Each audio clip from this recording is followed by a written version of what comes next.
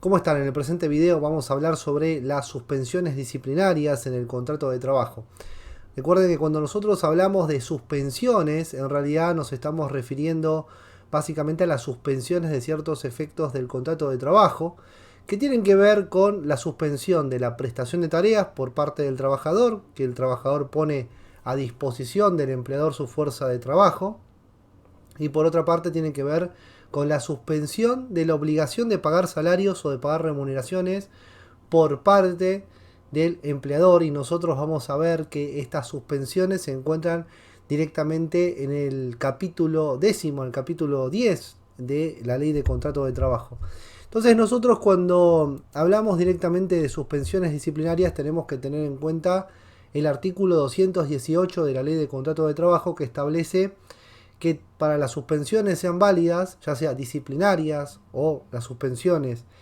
de tipo económicas, tienen que estar fundadas en una justa causa, es decir, la sanción debe estar fundada en razones disciplinarias o en falta o disminución del trabajo, del artículo 219 del LST, en un plazo fijo, es decir, que el plazo debe ser cierto, no se puede suspender in eterno, es decir, para siempre, y se tiene que ser sumamente claro a la hora de fijar ese plazo, ¿no? Y a su vez se tiene que notificar al trabajador por escrito acerca de la suspensión, básicamente. Entonces, siempre y cuando estén todos estos elementos, nosotros podemos hablar directamente de una suspensión realizada correctamente. Pero el artículo 218 mezcla un poco las cosas porque habla de suspensión disciplinaria y porque habla también de suspensiones económicas. La realidad es que este artículo es la base de todo, es decir, la base en la cual el empleador primero tendrá que cumplir con todos estos tres elementos mencionados, fundado en una justa causa, en un plazo fijo, es decir, un término, un plazo de extensión de días laborales o días corridos, por ejemplo, y a su vez se tiene que notificar por escrito el tema de la suspensión, básicamente. Estos tres elementos se tienen que dar fundamentalmente para dar lugar a lo que sería una suspensión otorgada correctamente. Pero a su vez la suspensión disciplinaria es un desprendimiento lógico del poder disciplinario del empleador. Ya sabemos que el empleador tiene facultades organizativas, tiene facultades de dirección y también tiene este poder disciplinario que se desprende también lógicamente de las facultades de organización, básicamente. Pero obviamente que este ejercicio del poder disciplinario tiene límites porque no tiene que ser arbitrario, no tiene que ser un abuso del derecho, básicamente, y afectar moralmente y económicamente al trabajador. Tiene que existir ciertos límites que tienen que ver con la dignidad del trabajador. Porque el trabajador tiene derechos consagrados en el artículo 14 bis que tienen que ver con las condiciones dignas y equitativas de labor, básicamente el artículo 14 bis, y obviamente que el trabajo en todas sus formas también será protegido, obviamente, por el artículo 14 bis de la Constitución Nacional y por los diferentes convenios y tratados internacionales que nos hablan acerca de la dignidad humana, ¿no? Pero por eso obviamente que el empleador no puede ejercer de forma arbitraria y de forma, digamos, totalitaria estas suspensiones o estas facultades disciplinarias en contra de los trabajadores. A su vez,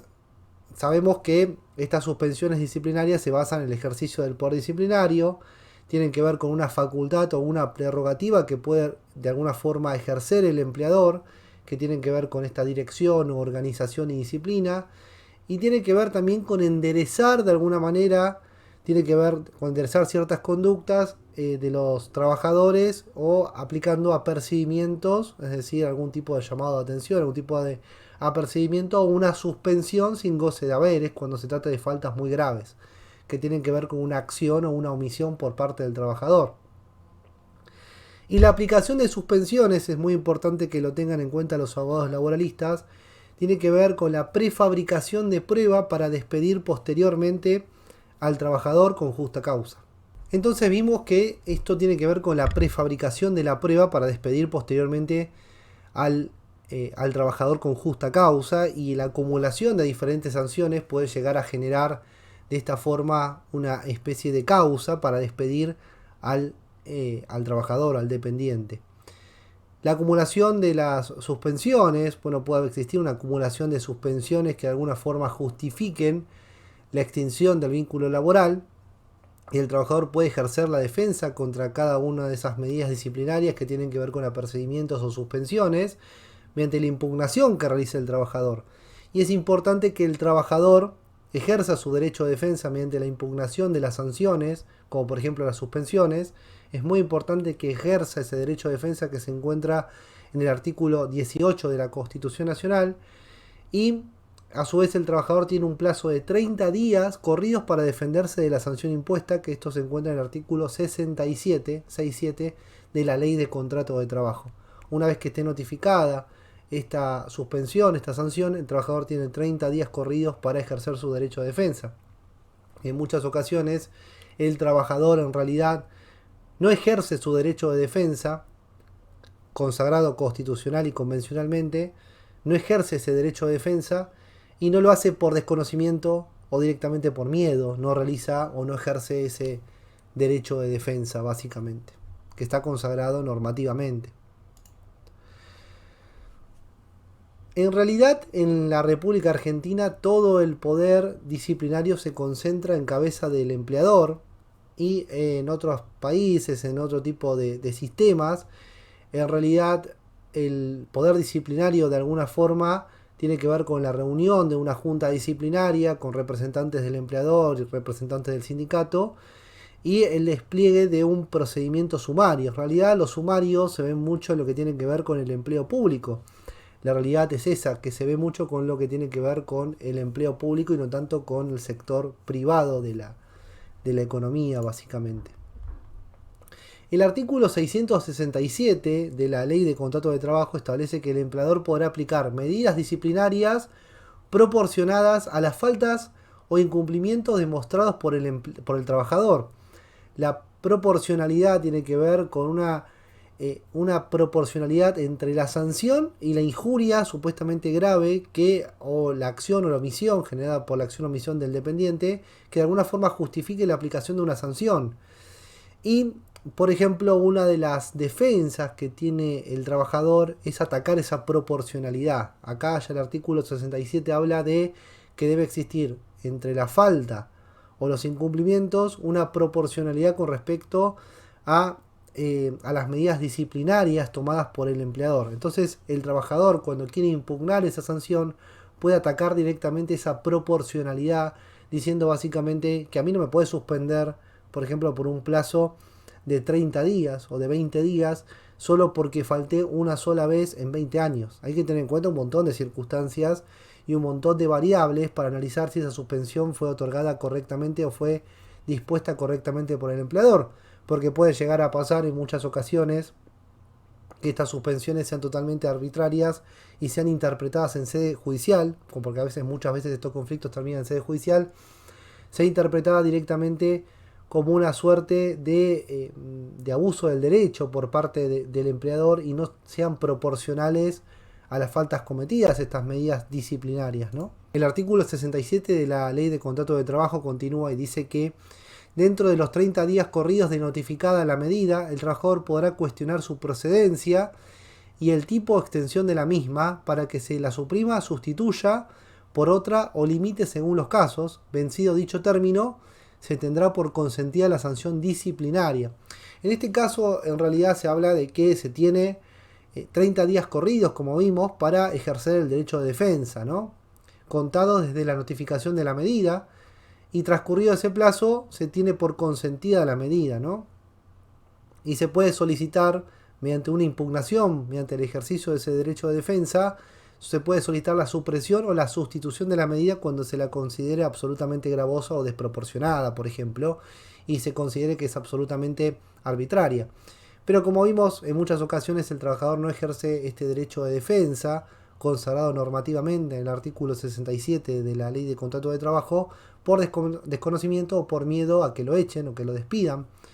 con alguna causa inventada, una prefabricación de alguna forma de un conjunto de suspensiones o sanciones disciplinarias con la finalidad básicamente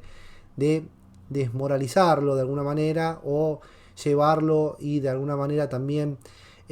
arrinconar al trabajador para que se considere renuncie directamente, ¿no? Básicamente.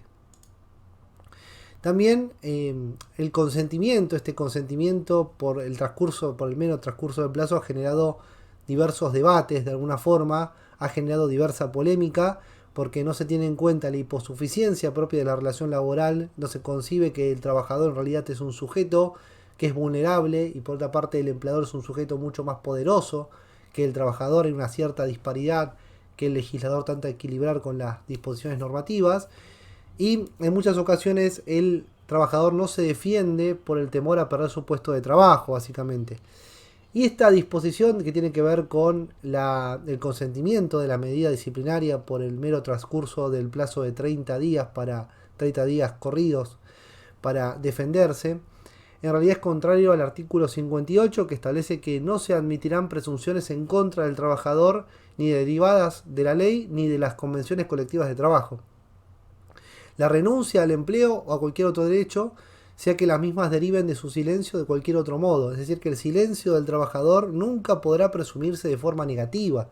Eso también es contrario, esto tiene que ver con la aceptación, o de alguna forma la aceptación tácita de esa sanción por el mero transcurso del tiempo, del plazo de 30 días, es contrario a lo que dice el artículo 58, como vimos, que tiene que ver con esto, con la presunción de la renuncia de ciertos derechos por parte del trabajador, lo cual no está bien, es decir, que no es correcto, es totalmente arbitrario y de alguna forma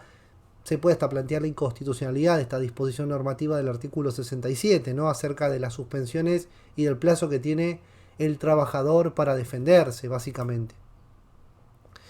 También es contradictorio esta disposición del artículo 67 del LST que habla que será nula y sin valor toda convención de partes que suprima o reduzca los derechos previstos en esta ley. Es decir, que acá ya nos habla que directamente que no se tendrán que concebir de alguna forma y no son razonables y de alguna forma también perforan el orden público laboral, que establece que no se puede presumir la reducción de los derechos previstos en la ley de contrato de trabajo. No puede haber una reducción de derechos y el artículo 67 de alguna forma lo que hace es reducir los derechos que tiene el trabajador para defenderse e impugnar las sanciones que se aplicaron con respecto a un tipo de falta o incumplimiento, ¿no? Y establece que en realidad no pueden surgir presunciones del silencio del trabajador, los derechos laborales son irrenunciables, este principio de renunciabilidad que vimos, y se puede plantear también la inconstitucionalidad de esos 30 días corridos desde la notificación de la suspensión. Y también el trabajador tiene que tener en cuenta que ese plazo son de 30 días corridos y si no se respeta ese plazo, si nos pasamos de plazo, se verá perjudicado respecto a esa sanción disciplinaria, pero no respecto a futuras sanciones, es decir, que solamente respecto a esa sanción se verá perjudicado, pero en las próximas sanciones podrá de alguna forma ejercer su derecho de defensa, básicamente. En realidad se puede llegar a afectar el principio de renunciabilidad, se puede afectar el principio de la presunción acerca del silencio propio del trabajador, y algunas propuestas tienen que ver con el planteamiento de la inconstitucionalidad de ese plazo de 30 días, y también tiene que ver con que ese plazo de 30 días para defenderse comienza a correr una vez extinto el contrato de trabajo, ¿no? Porque en realidad el trabajador no ejercerá ese derecho de defensa que tiene, el trabajador no lo va a ejercer de alguna forma cuando el vínculo de trabajo se encuentre todavía vigente, ¿no? Si se encuentra todavía vigente el vínculo de trabajo le va a costar un poquito al trabajador para que de alguna forma ejerza ese derecho de defensa por miedo en este caso a perder su trabajo, básicamente. Los requisitos generales de estas medidas disciplinarias aplicadas por el empleador, este poder disciplinario en cabeza del empleador, tienen que ver con básicamente con la justa causa. Tiene que existir una justa causa, tiene que existir un plazo fijo básicamente y una notificación por escrito, ¿no? La justa causa se relaciona con las razones disciplinarias y esas razones disciplinarias tienen que ver también con un análisis, ese concepto indeterminado de razones disciplinarias tiene que analizarse de forma orgánica con diferentes disposiciones de la ley de contrato de trabajo. Y para analizar esto tenemos que tener en cuenta diversas disposiciones normativas de la LST. Es así que, por ejemplo, del artículo 67, como vimos, de la Ley de Contrato de Trabajo, establece la proporcionalidad entre las medidas disciplinarias, estas razones disciplinarias y las medidas consecuentes que se apliquen, y la falta cometida o los incumplimientos por parte del dependiente, ¿no? Y entonces una falta grave amerita una suspensión mucho más extensa en el trabajo y la suspensión sin goce de haberes. Básicamente, en algunas ocasiones las suspensiones tienen que ser paulatinas directamente porque se comienza con los apercibimientos. Por ejemplo, un trabajador que no se acostumbra de alguna forma o que no acostumbra a faltar y comienza a faltar, se le puede aplicar un tipo de apercibimiento en un momento, después un apercibimiento, tal vez después posteriormente una suspensión de pocos días, pero no se puede aplicar así de una directamente una suspensión tan extensa en el tiempo, ¿no? Esa es la realidad. Y el artículo 68 de la LST también establece límites a esta justa causa, que establece siempre se cuidará de satisfacer las exigencias de la organización del trabajo en la empresa y el respeto debido a la dignidad del trabajador y sus derechos patrimoniales, excluyendo toda forma de abuso del derecho. Bueno, acá en realidad tiene que ver con estas exigencias de la organización, tiene que ver con la funcionalidad propia de la empresa, es decir, que el empleador está justificado de tomar medidas disciplinarias para organizar su empresa, obviamente, para organizar estos medios materiales e inmateriales en busca de ganancias, obviamente, pero también deberá responder y deberá respetar la dignidad del trabajador y sus derechos patrimoniales y no podrá ejercer ningún tipo de abuso del derecho de alguna forma, ¿no? Eso también es un límite a la justa causa de alguna forma que se exige para que se aplique una medida disciplinaria. Y también, bueno, estos límites surgen, como vimos, del artículo 67, del artículo 68, tienen que ver con la funcionalidad de la empresa, ¿no? De la organización, que esas medidas disciplinarias tienen que responder a dicha funcionalidad. Y también el abuso del derecho tiene que ver con las conductas arbitrarias o irracionales por parte del ejercicio de estas facultades disciplinarias. Y también tiene que ver estos límites de la justa causa, repasando estos conceptos, tienen que ver con la dignidad del trabajador, ¿no? Y sus derechos patrimoniales, básicamente. El plazo fijo tiene que ver de la medida disciplinaria, ¿no? Tiene que ver con el plazo máximo del artículo 220 del LST. Las suspensiones no pueden extenderse indefinidamente ni eterno en el tiempo. La extensión de las suspensiones es importante para merituar si la sanción disciplinaria es proporcional a la falta cometida, ¿no? Y, eh, y la realidad es que la falta de plazo va a provocar la caída de la suspensión disciplinaria. Siempre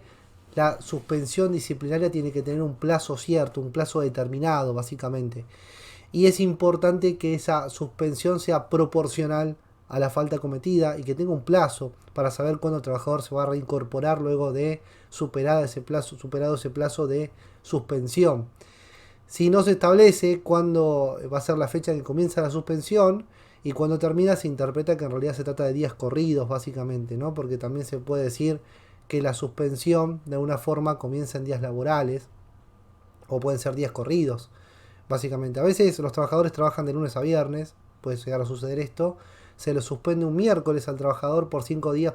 corridos. Entonces sería que si el trabajador trabaja de lunes a viernes, días corridos serían miércoles, jueves, viernes, sábado y domingo, 5 días, por ejemplo, corridos. Y esos 2 días de suspensión tienen que ver con sábado y domingo, que días que no trabaja, básicamente, pero después se tiene que reportar a trabajar nuevamente, ¿no? Pero esto tiene que ver con una cuestión de funcionalidad propia de la empresa.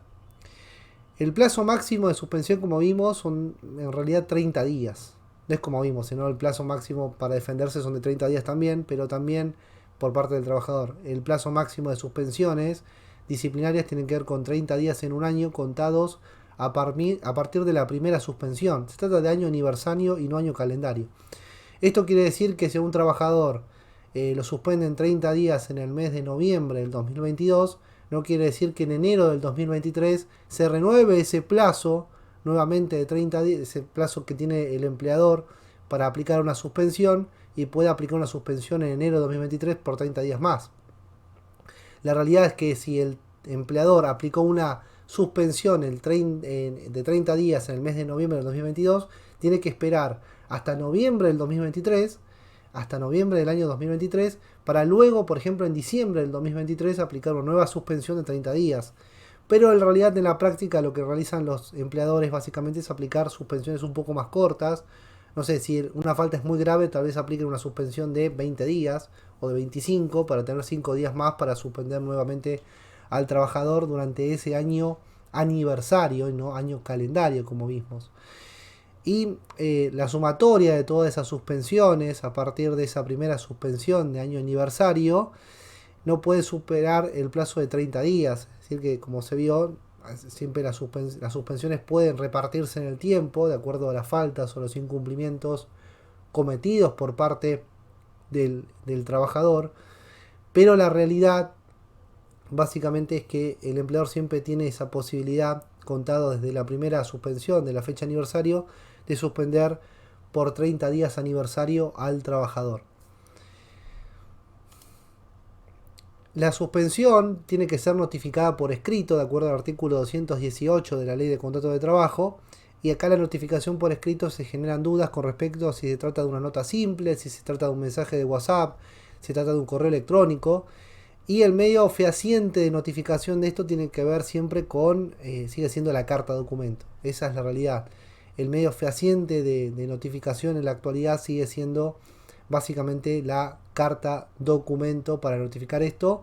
o algunos dicen que una nota membretada puede llegar a ser también un medio de notificación, alguna nota simple firmada directamente prestando la conformidad o en disconformidad del trabajador básicamente, ¿no?